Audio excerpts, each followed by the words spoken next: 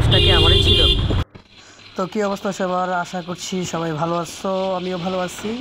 সকাল সকাল বেরিয়ে পড়লাম, অফিসে যেতে হবে। আমার অফিস হচ্ছে ফার্ম গেট, তো আমার বাসা হচ্ছে মিরপুরে। এখনই বেরিয়ে পড়লাম, বিএডটির পাশ দিয়ে যাচ্ছি। সুন্দর একটা পরিবেশ, দেখতে ভালোই লাগতেছে, মনের সুখে যাচ্ছি। সাথে আমার ভাইয়া আছেন পিছনে, ভাইয়াকে দেখাবো। আসলে যখন মন খারাপ থাকে তখন বাইক নিয়ে বের হয়ে যাই একটু রাইড করার জন্য। সবাইকে আমার একটা কথা বলার রিকোয়েস্ট, বাইকটা একটু সাবধানে চালানোর জন্য। কেননা সাবধানে চালাইতে হয়, কারণ রাস্তাঘাটে যে পরিমাণে অ্যাক্সিডেন্ট হয়, এটা থেকে সাবধানে থাকতেই হবে। তো সবাই ভালোভাবে ড্রাইভ করবেন। আমি চলে আসছি 10 নম্বর গোল চত্বরে।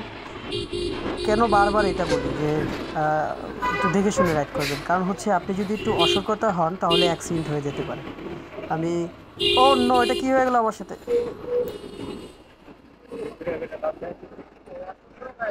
দোষটা কি আমারই ছিল? আমি তো দেখলাম গাড়িটা থাইমা আছে, এই জন্য আমি টান দিলাম।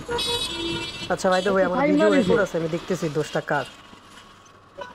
যাক, যাই কিছু না। এ মামা, দোষটা কার ছিল?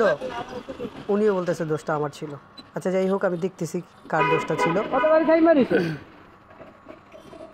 আচ্ছা, নেক্সট ভিডিওতে আমি দেখাচ্ছি আমি কীভাবে যাই ফার্ম গেট। তো এই ভিডিওটা এখানে কাট করে দিচ্ছি। আজকে একটা অ্যাক্সিডেন্ট হয়ে গেল আমার সাথে। সবাইকে বলতেছি যে সবাই সাবধানতার সাথে গাড়ি চালাবেন, দেখে শুনে গাড়ি চালাবেন, ঠিক আছে? তাহলে অ্যাক্সিডেন্ট হাত থেকে আপনারা বাঁচতে পারবেন। কি হলো আমার লগে?